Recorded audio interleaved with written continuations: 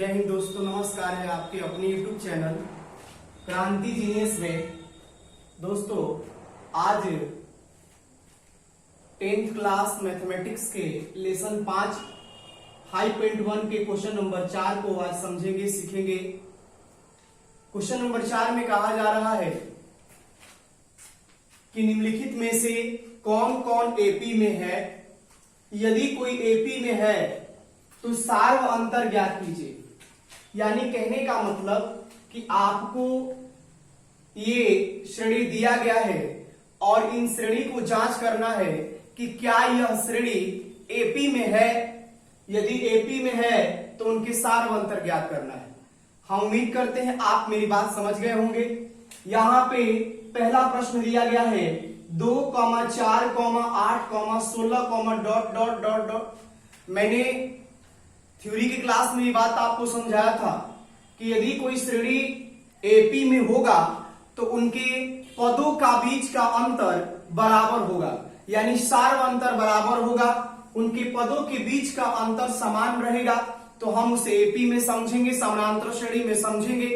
यदि उनके पदों का बीच का अंतर समान नहीं होता है तो हम उसे समानांतर श्रेणी में नहीं समझेंगे। तो आइए उसी पैटर्न पे यह जांच करते हैं कि क्या ये श्रेणी एपी में है। तो सबसे पहले आपको एक काम करना होगा, यहां पे लिखना होगा A1 बराबर 2, A2 बराबर 4, A3 बराबर 8, A4 बराबर 16। यानी ये 4 पद दिए गए हैं। फिर यहां से अब हम बारी बारी से पहले पहला और दूसरा पद के बीच का अंतर ज्ञात करते हैं। तो यहां पे आपका D1 हो जाएगा सार्व अंतर, D1 हो जाएगा A2 माइनस A1। पिछले वीडियो में मैंने ये बात आपको समझाया था कि कभी भी अगर सार्व अंतर निकालना होता है तो उसके एक ज्यादा वाले पद में से कम वाले पद को घटा दिया जाता है। तो यहाँ पे D1 बराबर हो जाएगा A2 माइनस A1। A2 का मान दिया गया है 4, A1 का मान दिया गया है 2, यानी 4 में से 2 चला गया तो 2 बचा, D1 आपका निकल गया 2। अब इसके बाद आप एक बार अब दूसरा और तीसरा पद के बीच का अंतर निकालें। तो यहां पे दूसरा और तीसरा पद के बीच का अंतर D2 बराबर हो जाएगा A3 माइनस A2। यानी जो भी अंतर निकालना है एक ज्यादा पद में से कम पद को घटाना है। A3 माइनस A2, A3 का मान दिया गया है 8, A2 का मान दिया गया है 4, 8 में से 4 घट गया तो यहाँ पे 4 बचा, आपका D2 निकल गया 4। दोस्तों, आप देख रहे हैं कि यहाँ पे सार्व अंतर, जब मैंने पहला और दूसरा पद के बीच का अंतर निकाला तो यहाँ पे D1 मिला 2, और जब दूसरा और तीसरा पद के बीच का अंतर निकाला तो D2 मिला 4। इस तरीका से आप देख रहे हैं कि D1 और D2 आपस में बराबर नहीं है। इसलिए यहां लिखना होगा कि D1 not equal to D2,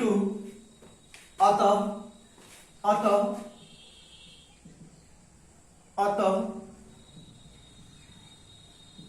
यह श्रेणी एपी में नहीं है। D1 D2 बराबर नहीं है, यानी इनके पदों के बीच का अंतर बराबर नहीं है। इसीलिए ये जो श्रेणी दिया गया है ये समानांतर श्रेणी में नहीं है। आप ऐसे भी समझ सकते हैं कि 2 के बाद 4 लिखा है, ठीक है भैया, 2 का अंतर है, 2 बढ़ा के लिखा गया है। 4 के बाद 8 लिखा है, ठीक है, 4 बढ़ा के लिखा गया है। 8 के बाद 16, 8 बढ़ा के लिखा गया है। आप देख रहे हैं कि जैसे जैसे संख्याएं आगे बढ़ रही है वैसे वैसे संख्याओं का जो बढ़ने का क्रम है और बढ़ता चला जा रहा है। यानी पहले 2 बढ़ा, फिर 4 बढ़ा, फिर 8 बढ़ा। तो इस तरीका से आप देख रहे हैं कि इनके पदों के बीच का अंतर समान नहीं है।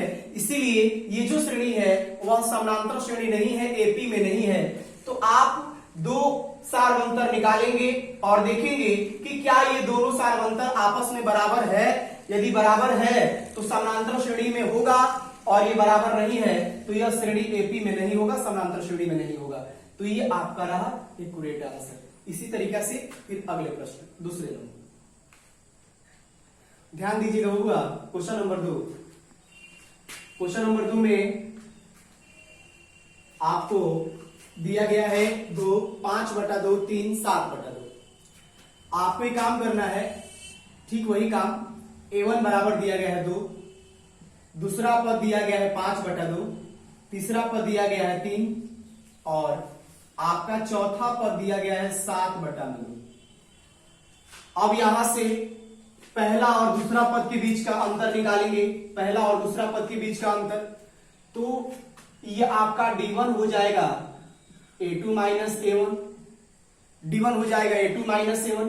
दूसरा पद में से पहला पद को घटाएंगे, 5/2 माइनस 2, यहां एलसीएम 2 हुआ और ये 2 से 2 कट गया, 2 से 2 कट गया, तो यहां पे आपका 5 बचा और ये दुदुनी के 4 हो गया, तो कुल मिलाकर के आपका मिला 1/2। d1 निकल गया 1/2, d1 का मान 1/2 हो गया। अब इसके बाद ये d2, तो d2 हो जाएगा, तीसरा पद में से दूसरा पद घटा देंगे, a3 माइनस a2, तीसरा पद का मान 3 दिया गया है, दूसरा पद का मान 5/2 दिया गया है, एलसीएम हो जाएगा 2, 3 दूनी के 6, 2 से 2 कट गया 5, कुल मिलाकर के 1/2।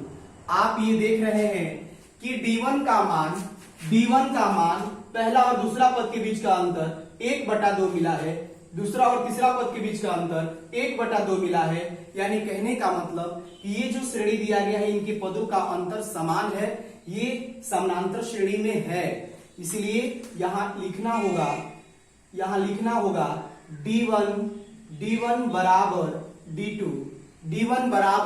d2, अतः यह श्रेणी एपी में है, यह श्रेणी एपी में है, यह श्रेणी एपी में है। इस तरीका से आपका ये दूसरा प्रश्न रहा। अब ध्यान देते हैं तीसरे प्रश्न पे। तीसरे प्रश्न में कहा जा रहा है -1/2, -3/2, -5/2, -7/2। आपको जांच करना है कि क्या ये श्रेणी एपी में है। ठीक यही प्रोसेस जिस प्रोसेस से हम लोगों ने क्वेश्चन नंबर 1 और क्वेश्चन नंबर 2 की। फिर यहाँ पे काम करेंगे, आप लिखेंगे a1 बराबर -1/2, a2 बराबर -3.2, a3 बराबर -5.2, a4 बराबर -7.2। अब जांच करते हैं, पहला और दूसरा पद के बीच का अंतर निकालते हैं d1 बराबर हो जाएगा a2 माइनस a1, a2 का मान हो जाएगा -3.2, a1 का मान माइनस, और ऑलरेडी फॉर्मूला में माइनस है और यहाँ पहला पद भी माइनस में है, तो यहाँ -1.2, तो ये हो जाएगा आपका -3.2 माइनस माइनस प्लस 1.2, यानी -3.2 में से प्लस 1.2 चला जाएगा, तो यहां बचेगा आपका 1.0, यानी कहने का मतलब कि 1, और वो भी माइनस में होगा क्योंकि माइनस का पद यहाँ पे बड़ा है। तो यहाँ यहाँ पे आपका 0 -3 में से 1 चला गया तो 2.0 बचेगा ना, -2.0, यानी कुल मिलाकर के -2 का है। तो ये आपका d1 हुआ -2। अब इसके बाद से आप d2 निकाल लीजिए, तो d2 के लिए आपका हो जाएगा a3 माइनस a2, a3 का मान दिया गया है -5.2, माइनस a2 का मान दिया गया है -3.2। यहां से फिर आपको -5.2 और माइनस प्लस 3.2, एक काम कर लेते हैं, -3.2 में से प्लस 3.2 चला जाएगा, तो यहां पे बचेगा आपके -2.0, यानी कुल मिला के कहें तो -2। तो आप देख रहे हैं कि पहला और दूसरा पद के बीच का अंतर जो निकाला गया वो -2 मिला, दूसरा और तीसरा पद के बीच का अंतर जो निकाला गया वो भी -2 मिला। यानी कहने का मतलब कि ये जो श्रेणी दिया गया है यह समानांतर श्रेणी में है, इनके पदों के बीच का अंतर बराबर है। तो यहां लिखना होगा d1 बराबर d2, अतः यह श्रेणी एपी में है। इस तरीका से आपका ये तीसरा प्रश्न रहा। हम उम्मीद करते हैं कि आपको ये प्रश्न समझ में आया होगा, और अगर कोई समस्या, कोई दिक्कत, कोई परेशानी हो तो आप कमेंट करके जरूर बताएं, आपकी हर एक परेशानियों को दूर किया जाएगा। और क्रांति जीनियस चैनल को सब्सक्राइब करें, शेयर करें ज्यादा से ज्यादा अपने दोस्तों के पास। फिर देखते हैं क्वेश्चन नंबर 4। ध्यान दीजिएगा, क्वेश्चन नंबर 4। क्वेश्चन नंबर 4 में कहा जा रहा है -10 -6 -2 2 आगे डॉट डॉट जांच करना है क्या ये श्रेणी एपी में है। फिर वही तरीका, a1 का मान दिया गया है -10, पहला पद -10, दूसरा पद -6, तीसरा पद दिया गया है -2 और चौथा पद दिया गया है 2। अब यहां से एक काम करते हैं, पहले पहला और दूसरा पद के बीच का अंतर निकालते हैं। पहला और दूसरा पद के बीच का अंतर, तो आपका d1 हो जाएगा, d1 हो जाएगा a2 माइनस a1, a2 का मान -6, माइनस का चिन्ह फॉर्मूला से, और ये ऑलरेडी माइनस में है, ये -10, -6 माइनस माइनस प्लस 10, 10 में से 6 घट गया तो यहाँ 4 बचा, d1 का मान मिल गया 4। पहला और दूसरा पद के बीच का अंतर 4 दिया गया है। अब इसके बाद दूसरा अंतर निकाल लेते हैं। दूसरा अंतर यानी दूसरा और तीसरा पद के बीच का अंतर, तो यहाँ पे d2 हो जाएगा a3 माइनस a2, a3 का मान दिया गया है -2, a2 का मान दिया गया है -6, यानी माइनस माइनस प्लस, -2 प्लस 6, 6 में से 2 घट गया तो यहाँ बचा 4। आप देख रहे हैं कि d2 का भी मान मिल गया 4। तो कहने का मतलब हुआ कि जब इस श्रेणी के पदों का अंतर समान है, बराबर है, तो हम कहेंगे कि यह जो श्रेणी है वह समानांतर श्रेणी है। यानी यहां पे लिखेंगे कि d1 बराबर d2, d1 बराबर d2, अतः यह श्रेणी एपी में है। एपी में देख लीजिए, कोई दिक्कत नहीं है। इसके बाद क्वेश्चन नंबर 5 आपके सामने है, फिर दिखाते हैं क्वेश्चन नंबर 5। ज्यादा से ज्यादा चैनल को सब्सक्राइब करिए, दोस्तों के पास शेयर कीजिए। क्वेश्चन नंबर 5 को a1 का मान दिया गया है 3, a2 का मान दिया गया है 3.2, सॉरी 3 प्लस √2, a3 का मान दिया गया है 3 प्लस 2√2, a4 का मान दिया गया है 3 प्लस 3√2। यहां से पहले और दूसरे पद के बीच का अंतर निकालते हैं, d1 हो जाएगा a2 माइनस a1, a2 का मान दिया गया है 3 प्लस √2 और ये -3। यहां से -3 और ये +3 कटा सकते हैं, कोई दिक्कत नहीं है, कट जाएगा आराम से। ये बचा √2, d1 का मान मिल गया। अब दूसरा और तीसरा पद के बीच का अंतर निकालते हैं, d2, तो आपका d2 हो जाएगा a3 माइनस a2, a3 का मान दिया गया है 3 प्लस 2√2, माइनस का चिन्ह, a2 का मान दिया गया है 3 प्लस, ब्रैकेट में लिखे यहां से 3 प्लस √2।